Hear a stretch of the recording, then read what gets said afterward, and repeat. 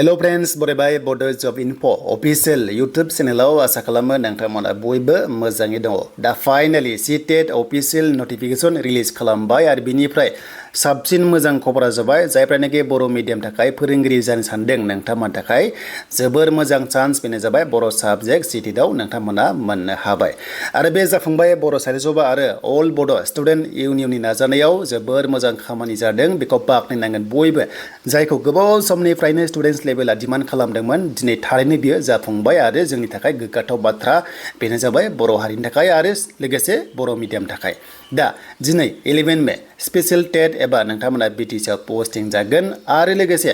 आसामनि स्पेशल टेट exam date फैथारगौ नाथाय CTET ना अफिसियेल नटिस ओंखारखाबाय एग्जाम डेटआबो ओंखारखाबाय। दा गोबाव खालामा जों थांसै डाइरेक्ट जोङो अफिसियेल नटिफिकेशन नायनोसै।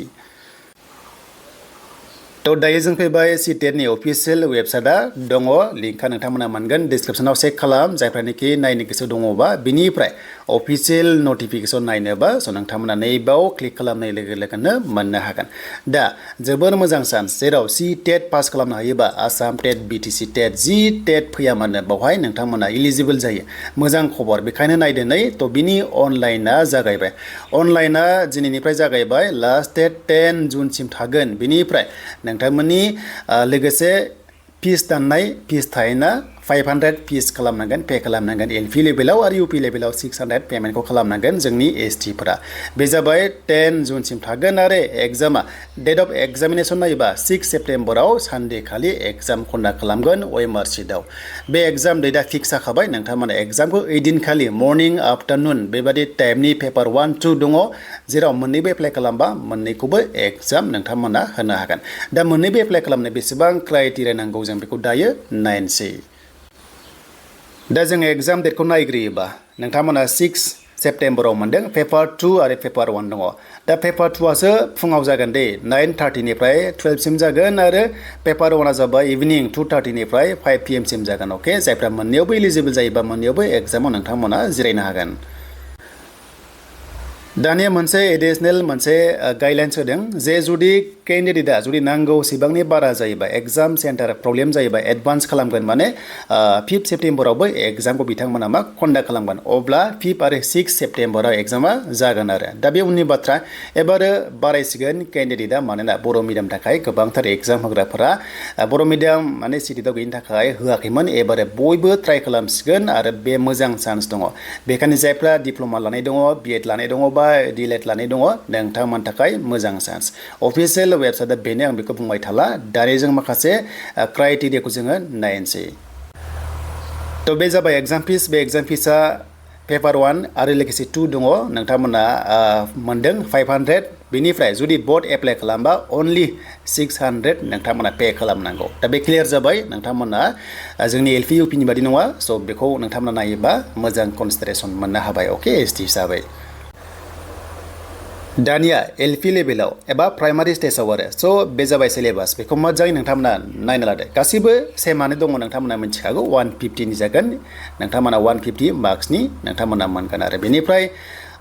नेक्स्ट लेभेल नायोबा स' नोंथांमोना नेक्स्ट लेभेल नायोबा 60%आ क्वालिफाइड बाट जोंनि STआ 55 आव जोंहा जायोना बेखौ जों मिथिखागौ। दानिया नेक्स्ट लेभेलाव जों नायोबा आरोबाव क्लास नोंथांमोननि देरसिन दानानै जोङो बर' मिडियाम मोनबाय बेनो जाबाय नोंथांमोना बर' मिडियाम मोनदों कड नाम्बारा 21 सिगां जों 20टा लेंगुवेज मोनोमोन जानांगौ दा 27 जाबाय एबा दायो माखासे एड जाबाय आरो माखासे लेंगुवेजफोरा मोजांनि बाथ्रा बेखौ बर' साहित्य आरो आबसुआ नांनानै गोबांथार बाख्नायथाव खामानि मावदों आरो बेखिनिखौ जों सिगांनिफ्रायनो भिडिअनि गेजेरजों बुंबाय थायोमोन जे CTET आव SCC लेभेलाव आरो लोगोसे बेंकिं लेभेलाव बर' मिडियाम थाखाय माने बर' साबजेक्ट थानांगौ बा हयथ' बर' मिडियाम थाखाय लिरनो मोननाय बर'नि जानांगौ होननानै जों डिमान्ड खालामबाय थादोंमोन ससियेल मिडियायाव बेयो दिनै जाफुंबाय। दानिया क्लास 6 निफ्राय क्लास 8 सिम एबा नोंथांमोना ME लेभेल होनांसिगोन बेखौ नायबा सेम सिलेबासखौ नोंथांमोना नायदोनै बेखौ स्क्रिनशट खालामना लाबानो जाबाय 150 नोंथांमोना आरो बावहाय जों नुनाय बादिब्ला बावहाय नेगेटिभ मार्किं गैया जेरै टेट एग्जाम कन्डाक्ट खालामो सेम टु सेम। बेनिफ्राय CTET पास जायोबा नोंथांमोना आसाम स्पेशल टेट BTC टेट बा गुबुन गुबुन टेटआव इलिजिबल जासिगोन आरो बावहाय पास जाबाथाय नोंथांमोना सेन्ट्रेल स्कुलावहाय CTET पास जानायफोरा मोजां जेरै केन्द्र बिद्यालया सेन्ट्रेल जि दङ नबोदिया बावहाय मोजां सेलारि गैयाबाबो नोंथांमोना 40,000+ सेलारि स्टार्टिंआव मोनगोन बेनिफ्राय आप टु 80,000 जाखागोन प्लास 1L नि बारा थांगोन आरो माने मोजां पेकेज नोंथांमोना मोनसेखौ सेन्ट्रेल लेभेलाव जेरै बावहाय बुंदों नै नोंथांमोना केबिआव मोनगोन बेनिफ्राय एनबिआव मोनगोन सेन्ट्रेल टिबेटियान स्कुल गोबां रोखोमनि जिनोखि स्कुल्स थायो बावहाय सेन्ट्रेलावनो माने नोंथांमोना मोनगोन जेरै मडेल स्कुल जि दङ बावहाय मोजां चान्सखौ नोंथांमोना मोनगोन एग्जाम सेन्टारा उनाव एडमिटआव गासैबो डिटेल्सआ थागोन आरो एडमिट कार्ड नोंथांमोना मा अफिसियेल वेबसाइटनिफ्राय डाउनलड खालामनानै लानो हागोन दा सिलेबास नायनोबा बे PDF फाइलाव गासैबो दंजोबो नोंथांमोना बेखौ डाउनलड खालामना ला लिंकआ दङ डिसक्रिप्सनाव बेनिफ्राय नोंथांमोना मा LP लेभेलाव बा डिप्ल'मा जिनोखि डिप्ल'मा थानाय जेरै DLED जा BEd जा जि दङ स नोंथांमोना नांगोन आरो ME लेभेलावबो ME आवबो नांगोन डेट मिन्स मा उइदाउट डिप्ल'मा बावहाय नोंथांमोना इलिजिबल जानाय नङा अके स' डिप्ल'माया कम्पालसरि 100% डिप्ल'मा थाबासो बे एग्जामाव नोंथांमोना मा जिरायनो हागोन आरो दा जोङो क्राइटेरिया होनोबा बेनो जे जिनोखि डिप्ल'मा थानाय एटलिस्ट HS लेभेलावबा नोंथाङा मा 45% जोंनि STआ थानांगोन जिखुनु जाया माने डिप्ल'मा लानानै होमबानो इलिजिबल जागोन जेरैहाय नोंथांमोना 2 years जिनोखि BEd जा बा DLED जा जि दङ थ' बे कम्पालसरि आं बुंखादों जे 50% नांलाया 45% नोंथांमोना थानांगौ आरो स' बेखौ बुंदों दा बेखिनियानो नोंथांमोना गासैबो बुजिबाय जे जोंहा ST हिसाबै 5%आ कनसिडार दङ बेखायनो नोंथांमोना HS जेनोखि HS पास बिथांमोना LP सेक्सनावहाय खालामनांगोन आरो जायनोखि डिग्री पास नोंथांमोना बोर्ड नोंथांमोना साइड